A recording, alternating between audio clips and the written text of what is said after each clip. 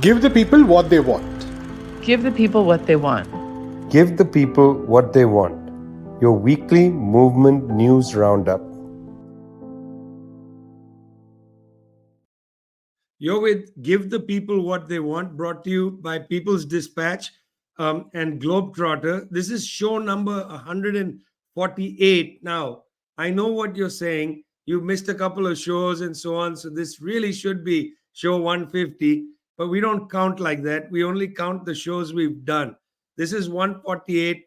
Next week is 149. And then if you're lucky, we'll have some fancy show for our 150th. Today, you're with Zoe from People's Dispatch, and Mika is back with us, our special guest. Tough week again in Gaza. The ordnance numbers are now out. 25,000 tons of explosive dropped on Gaza. For comparison, Hiroshima, 15,000 tons. We're approaching twice the Hiroshima levels of ordnance dropped on Gaza.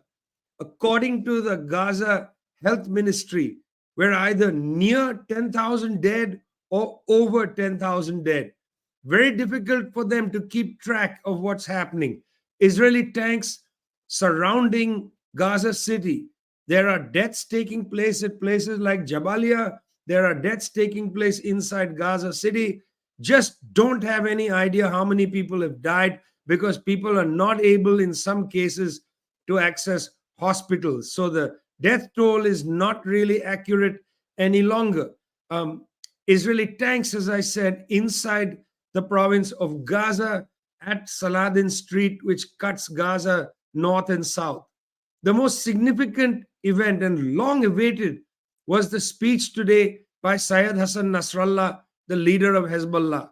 Now, as is common, those who know understand that big screens were placed across Lebanon, in Beirut, in the southern part of Beirut, in the southern cities, and so on. Large scale production for his speech. Nasrallah spoke for about over an hour. Nasrallah has the characteristic of an academic. He goes slow. He explains what's happening. This is what he said.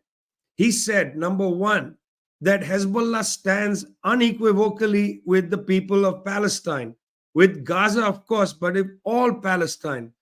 Secondly, Mr. Nasrallah said that already Hezbollah has been in various forms of conflict with the Israeli soldiers at the northern frontier of Israel. In fact, those have indeed been quite controversial because Amnesty International has already released a report saying that in its fight with Hezbollah, the Israeli military has used illegal white phosphorus. Mr. Nasrallah said that the fighters of Hezbollah, maybe up to 100,000 of them, are amassed. They are ready. There are people quite brave to remain at the border and fire. Now, what he said was, continuing this low-level warfare with Israel has allowed Hezbollah to pin down Israeli troops and prevent them from being diverted to Gaza. You might ask, why didn't Syed Hassan Nasrallah declare war against Israel? The reason he didn't, he said, is it's not the time yet. We're going slowly. We are methodical. He said if the Americans think, and he called this war on Gaza an American war, he said if the Americans think that they're going to have the upper hand here, they're not. And he warned, he said that we will take out your battleships in the Eastern Mediterranean. You were defeated in Afghanistan, defeated in Iraq. You were defeated 3 times in Lebanon. You will be defeated again. It was a very powerful speech, but it wasn't exactly a declaration of war. It was something just about short of that. He did say the United States is deeply isolated, Zoe, deeply isolated, not just in this conflict, but also yesterday at the UN General Assembly, deeply isolated, a vote on Cuba. Tell us about that. Well, this is, I think, a moment that people have been watching yearly for the past 30 years that this vote has taken place. It's the resolution which Cuba proposes to condemn the unilateral blockade of Cuba imposed by the United States. This is a vote that, again, for 30 years has been passed with an absolute majority with very, very few exceptions, abstaining or voting against. And this year was even more overwhelming than last year. Only two countries voted against. This was US and Israel. And they, of course, historically have always voted against this resolution. Again, we know that the UN General Assembly resolutions are not binding. However, they do represent a very important indication of both where the world stands and also for these countries to kind of take their own stand and say, no, we're still not going to support this resolution. And in the speeches that were given by different diplomats, about the resolution and why they were supporting it or why they were against it. We saw many people talking about the humanitarian toll that this blockade has had on the Cuban people. We've covered this a lot on the show, that not only are the people of Cuba facing this suffocating 60-year plus blockade, which was imposed just a few years after they stood up to US imperialism and established a revolution with of a socialist character. But during the Trump administration, Cuba was put on the state sponsor of terrorism list, which is essentially taking the blockade and amplifying it to an extreme degree. Again, we have covered what is the impact of both the blockade and the designation of state sponsor of terrorism list. Many commentators pointed out that this vote and this discussion about how the U.S. can pursue this extremely unilateral, not based in fact, both designation of the SSOT, but also the blockade of Cuba, while they are funding and bankrolling currently the most rogue state in the world, Israel, which receives billions of dollars in U.S. aid every single year and is currently carrying out this genocidal massacre of the Palestinian people. On the other hand, you have Cuba, who sends doctors to dozens of countries, which trains Palestinian doctors, which trains doctors who are currently in the Gaza Strip saving lives. And yet, not only are they strangleholded by the United States, not only are they unable to import crucial products for their production, for their health sector, for their science sector, but also they're stigmatized. International banks do not want to do business with Cuba. So it's one of these great contradictions where you see, once again, the people of the world, the majority of the world represented in the United Nations, is saying no to this blockade of Cuba, no to these unilateral sanctions, and yes to Cuban doctors, yes to Cuban medicine, yes to Cuban science. And of course, the US, Israel, voting against this, and Ukraine, another huge recipient of US aid, also abstaining. So I think, again, as these votes, which happen every year, are often watched as kind of an indication of where world leaders are standing on the Cuba issue. The US is never going to, of course, vote against itself and its own policy. But more and more, I think, and as you said, Vijay, with the US's position on Israel, it really is becoming more and more isolated. People are saying, not only are we against this policy because of how it impacts the Cuban people, but if the US is capable of doing this to Cuba, then what is it going to do to us? And I think also when we saw the anti-colonial coups happening across West Africa and the response of the West, people recognize that the West is very, very quick to not only abandon its propped up leaders, but also people who are going to have real material impacts of these sanctions, of these blockades, and they're going to be left out in the dust. So people are more and more recognizing this and saying, standing with the US may have short-term benefits. In the long term, they're not going to take care of your interests. So once again, this UNGA vote, a testament to the thermometer of where the people of the world stand with Cuba and where they stand with the US's policies. Well, so here's the interesting thing. United States are continuing to do heavy sanctions on Cuba. It's in fact a blockade. It's not even an embargo, right? It's a heavy sanction. But their sanction habit doesn't seem to end. In the African continent, they have the African Growth and Opportunity Act. Now Biden, in the middle of all this, has said it's not only one country, but several countries are going to be thrown out of the AGOA, this act which gives preferential trade, right, Mika?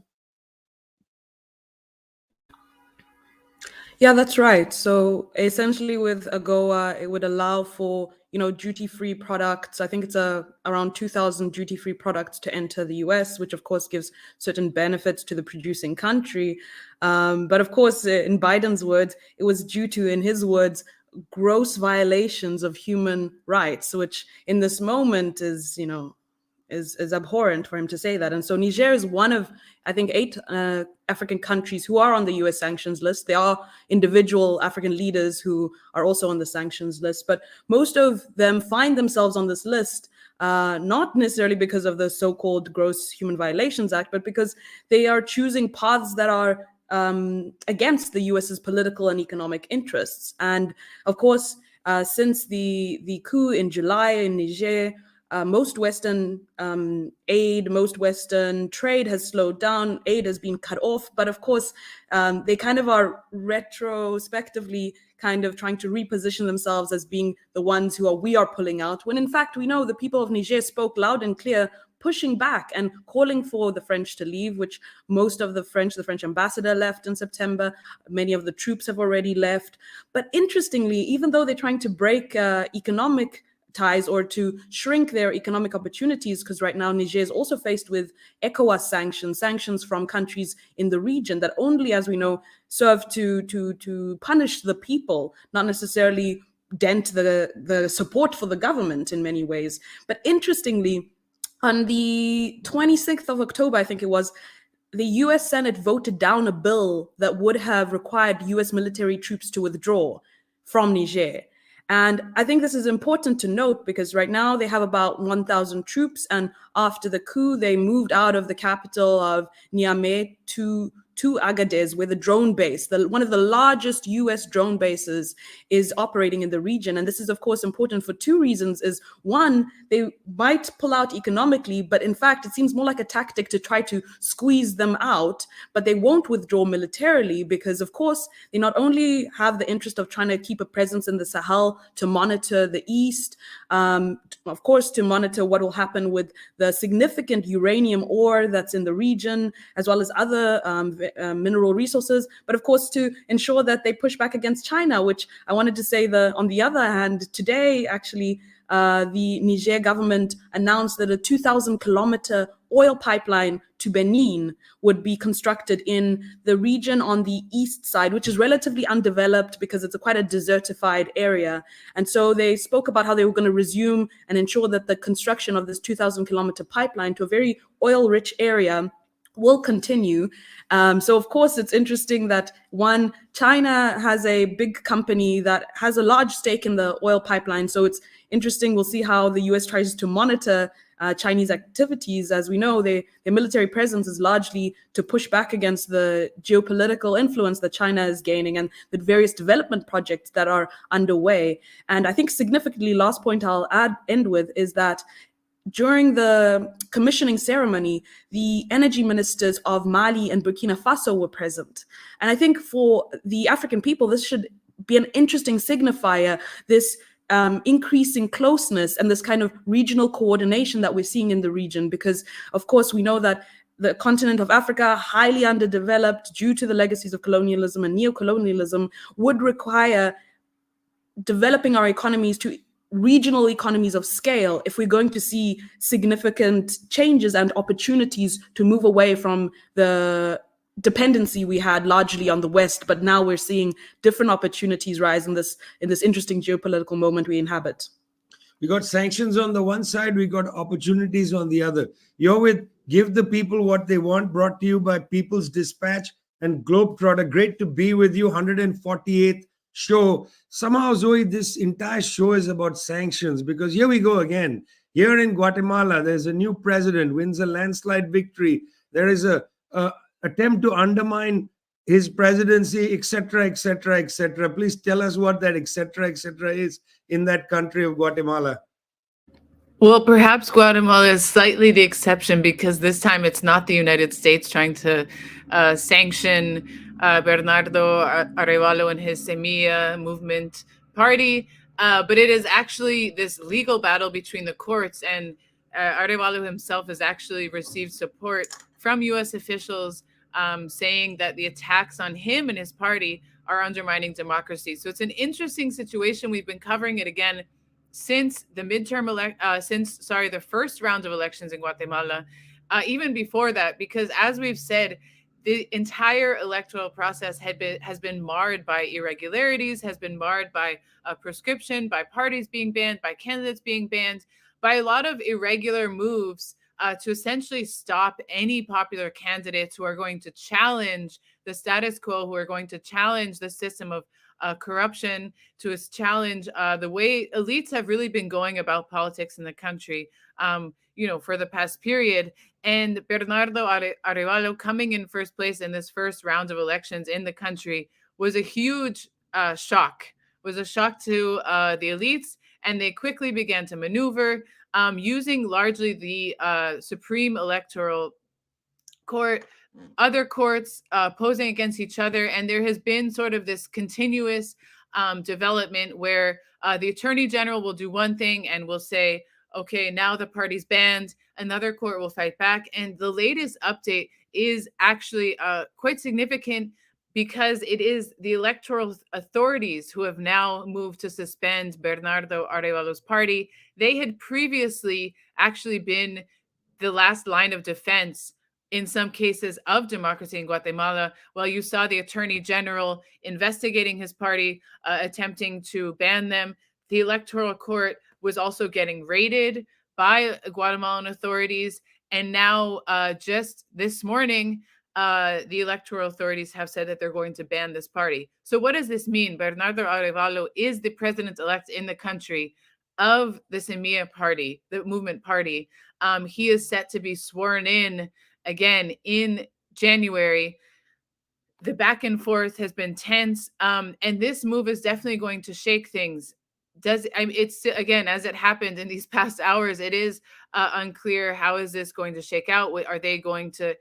How does this affect the votes?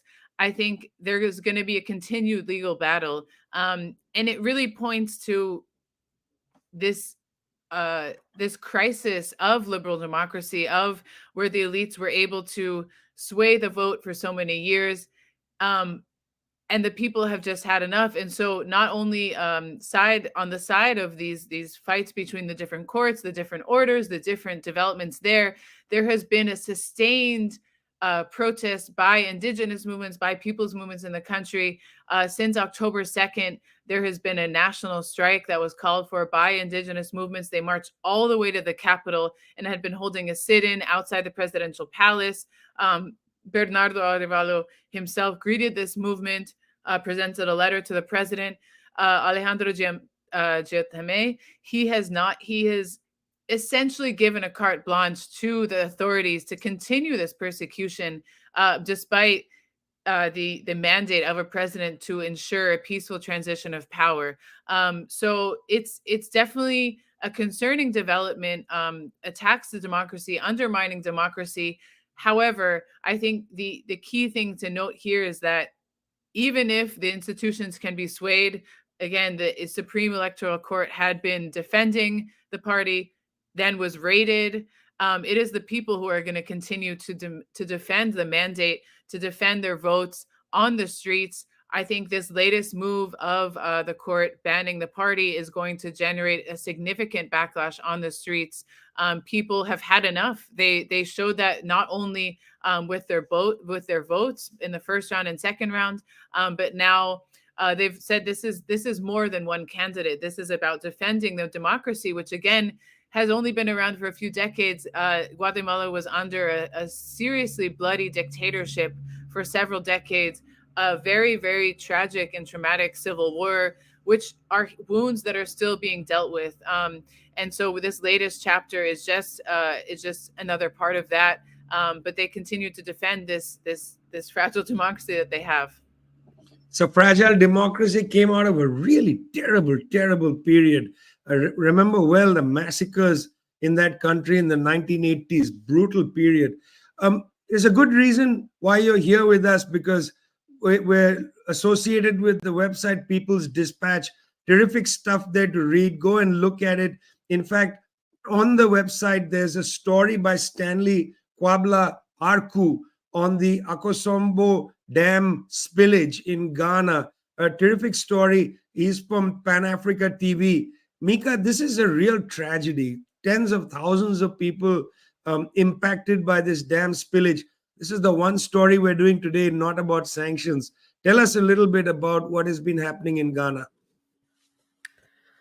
Well, so a couple of weeks ago, we saw that due to heavy rainfall, largely due to climate-related changes, that the Akosombo Dam, which is one of the biggest dam projects, in the 1960s, was the biggest dam project constructed under Nkrumah. It was a huge development project that was not only going to electrify, feed, and help to increase the economic productivity of the country, but was also going to help to be a productive force in the region. And so we've seen right now, initially it was 8,000 people who were displaced from 8 communities. Now it's gone up to 31,000. And this is from the great reporting of the colleague at People's Dispatch.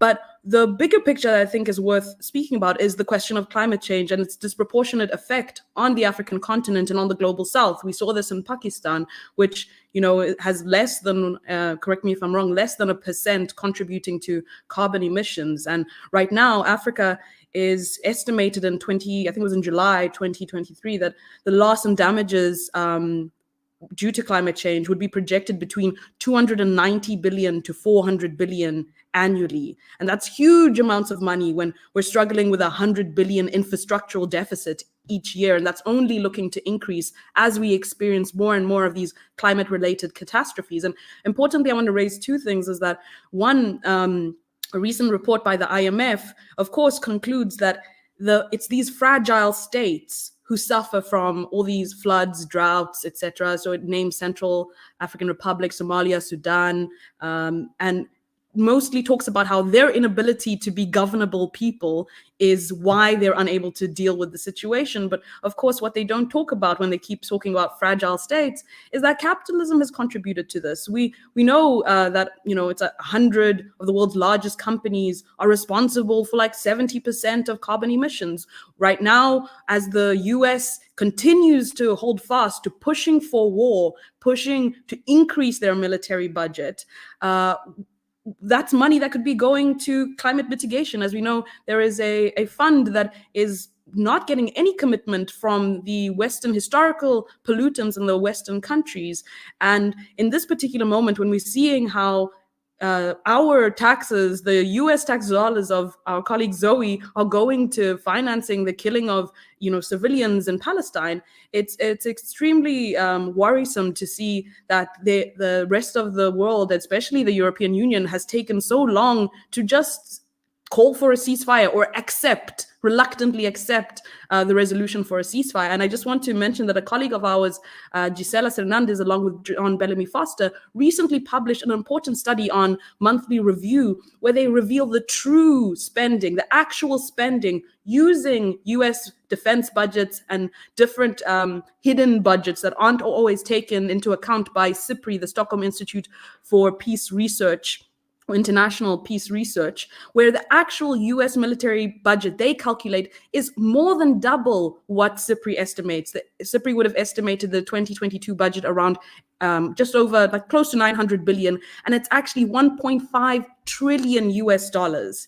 And so I think this is an important intervention in this moment that hopefully gets people galvanized around the reason why we have to have peace, because the world is flooding, is on fire, and we have no real option if we don't push our own spending into the right places, such as social services.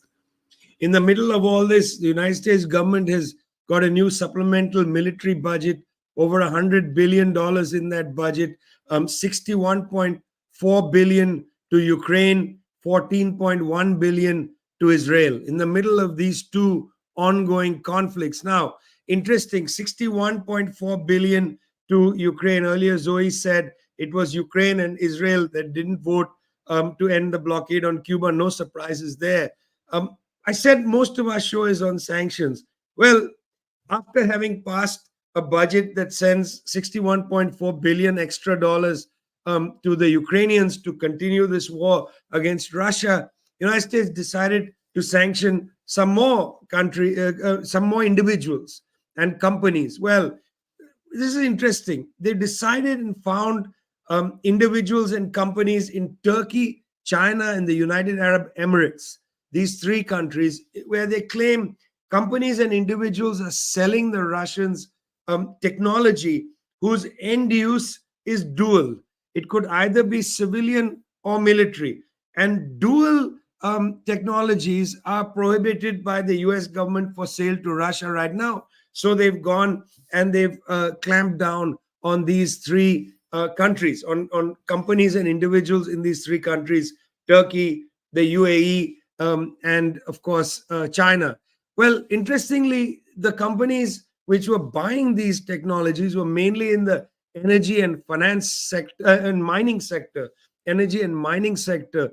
There was no direct invoice to a defense contractor. Look, let's not be naive. That doesn't mean that some of this technology might not have gone to an arms manufacturer, but that's not was written on the invoice. It's an interesting thing that's happening in the world. You see, the more these countries, particularly Russia and China, are getting sanctioned, and Iran are getting sanctioned on issues of technology sales, the more they seem to be doing it, because they seem to be creating an entirely different world of technology creation, bypassing the Europeans and bypassing the United States. So in a way, this kind of sanctioning is isolating. It's not necessarily empowering. This doesn't strengthen the hand of the United States. It just means that these countries in Eurasia, in Europe and Asia, are building their own universe of technology trade. That's precisely what seems to be happening. And it turns out that these three countries, Turkey, China, and the United Arab Emirates, have been pretty vocal about their support for the Palestinians in Gaza. It's all one very peculiar churning of the world that we're seeing. You're listening to Give the People What They Want. We come to you from People's Dispatch, hopefully your favorite website to get movement-driven news, and from Globetrotter. It's show 148. We'll be back next week with 149, and then get ready for 150, and those selfies have to come back. See you later.